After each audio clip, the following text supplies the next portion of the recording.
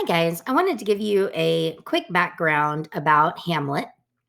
And there is a lot going on in this play that unfolds through the text in probably the first two scenes, two, maybe three scenes. We learn all of these things. But I find that it helps to give students some amount of background information about this one before we begin so that it is a little less confusing because there are a lot of characters. So you can take notes on this stuff on your major work data sheet. Some historical background. This play was written in 1601, and since it is one of the earlier tragedies, it's lighter in violence than Macbeth, which you might be familiar with. It is more of a psychological tragedy. There's a lot of internal thought going on here, and it is one of Shakespeare's longest plays, but don't worry, we're going to have plenty of time to spend with it. We spend a lot of time in Hamlet's mind, psychological tragedy. So, you might be familiar with the to be or not to be speech. It is one of the famous speeches from this, and I'm not going to take the time to go through those parodies, but we will possibly watch them when we get to the to be or not to be speech. You should also know that if you hold aloft a skull and talk to it, you should say, "Alas, poor Yorick, I knew him well, Horatio." Those are two of the most famous lines from this that get parodied and said over and over by dramatists and actors alike. So let's meet our cast of characters. First of all, the setting is in Denmark.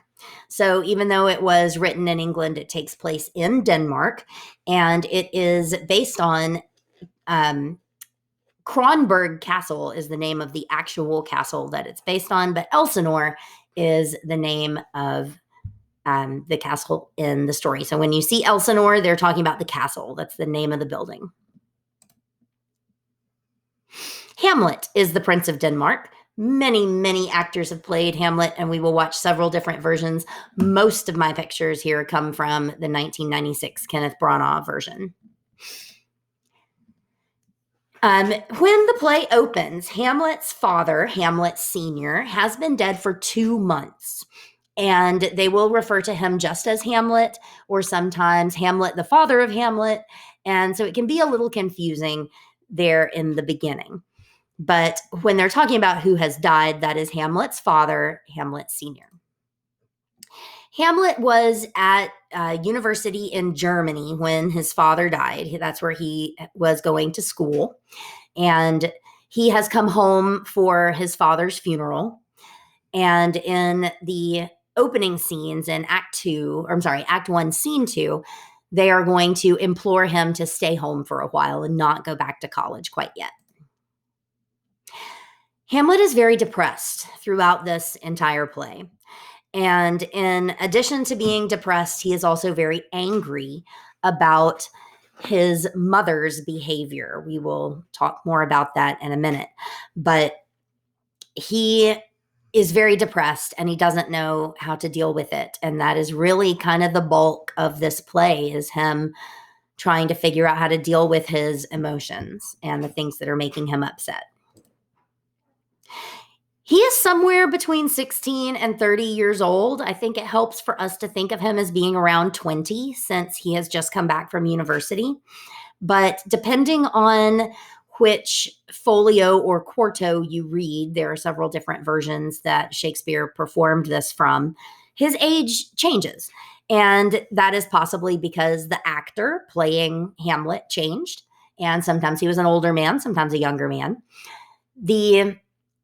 I'll kind of point out as we read where the discrepancies are between some of those versions. But he is approximately 20 years old is a good middle ground to go with. Claudius is Hamlet's uncle, but he is also the new king. He became king after his brother's death, which was the natural progression of things in Denmark and in Scandinavia during the time. So it's not like he stole the throne from Hamlet. He would have inherited the throne. And Hamlet is supposed to get it next. Claudius is married now to Gertrude. Gertrude, as we will see on the next slide, is Hamlet's mother. And this is the source of a lot of Hamlet's problems because his uncle got to become king after his father, and then his uncle married his mother. And Hamlet is very, very confused about why his mother would do that and very, very angry at both his uncle and his mother over this problem. At one point, he does refer to Claudius as his uncle father, by the way. Gertrude, and this one's from the Mel Gibson picture or version, just so you don't get confused if you're watching movies. Gertrude is Hamlet's mother, and she married Claudius only 1 month after Hamlet Sr.'s death. So this kind of explains why Hamlet is so angry and confused and depressed. He does not understand his mother's actions. He makes a quip to his friend Horatio at some point. He says, I came for the funeral, but I stayed for the wedding. And this just, the haste, the speed with which his mother moved from funeral to wedding baffles him. And he's very upset.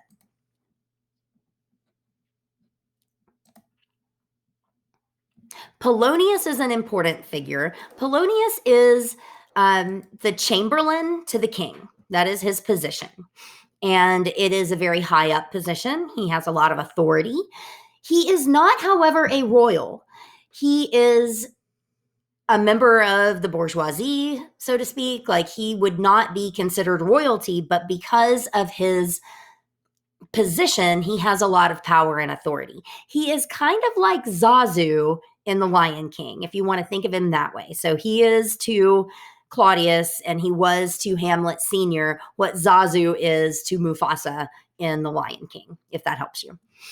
And his children, Ophelia and Laertes, are also important characters in this play.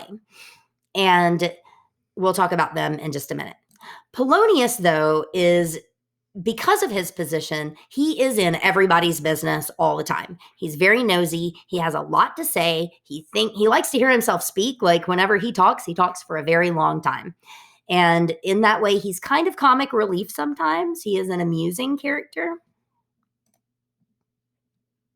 Ophelia is his daughter, and she is sister to Laertes. You'll want to write that down. We'll talk about him in a minute. Ophelia has been in love with Hamlet for many years, and Hamlet has been writing her love letters, either from college or from before he went to college. The timeline of those letters is a little tricky, but she is still very much in love with him. But he is too busy right now to pay much attention to her. He is so caught up in his own problems right now with his mother and his father dying and his mother marrying his uncle. And just, she's not at the top of his priority list right now. Because she is the daughter of Polonius, Ophelia was raised in the palace. She was raised at Elsinore. And so even though she and Laertes are not royal, they were raised among the royals. And so they've been friends with Hamlet since they were small.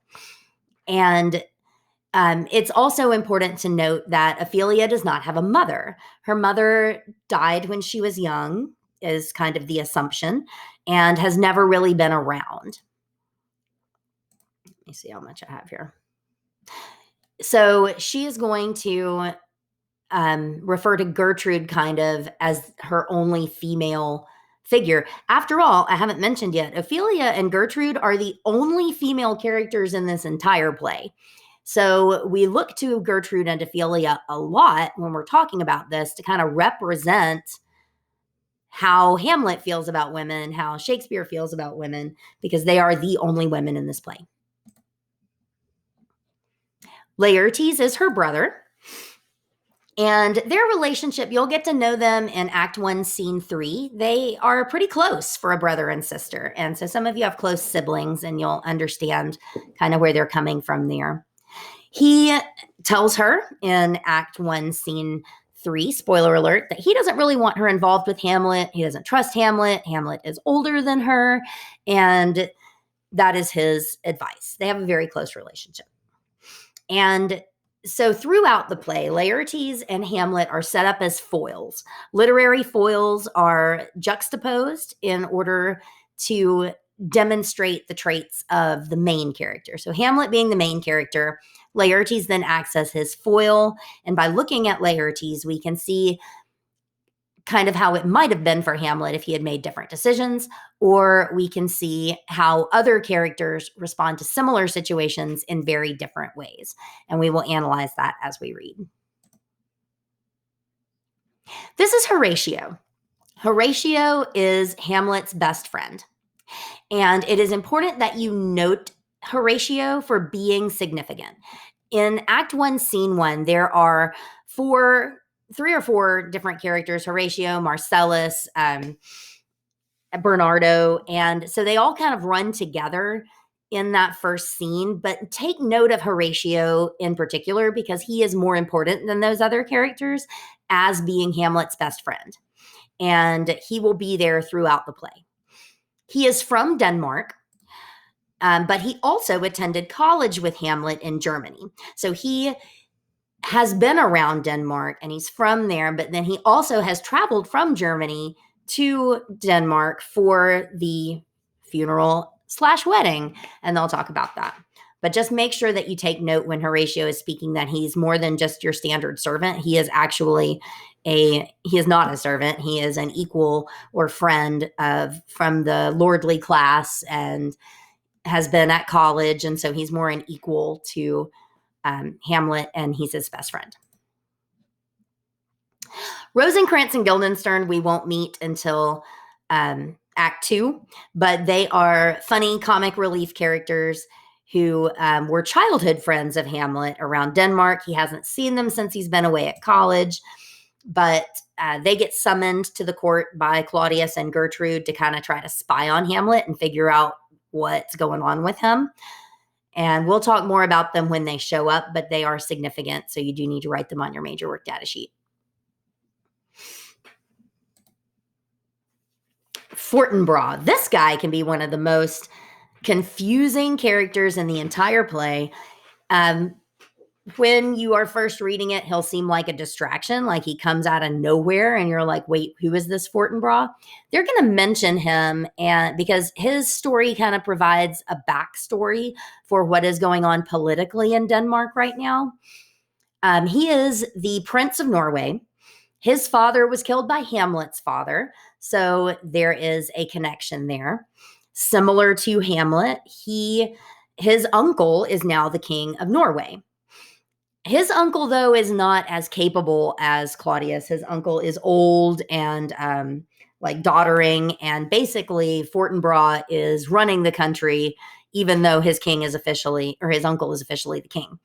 And his first goal is to seek revenge against Denmark because Denmark is responsible for killing his father.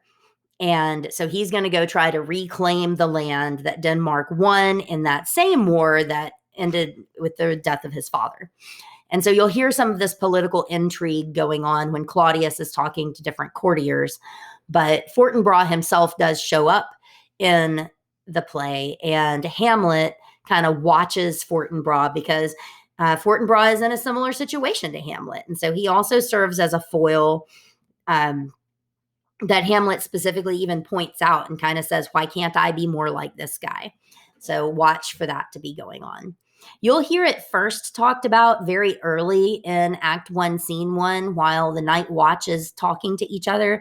They'll talk about how Denmark seems to be preparing for war again and what's going on. And they'll say, oh, this young Fortinbra whose father was killed by Hamlet's father. And they'll kind of explain some of this stuff again.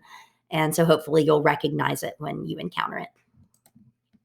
All right, so that was just a quick overview of the characters that you are going to meet in Hamlet and some of the background of what is going on there. Mainly, just recall that this is all going on in, or that we spend a lot of time in Hamlet's head, and his internal thoughts are just as important as his external actions. And yeah, so that should get you started. Enjoy your reading.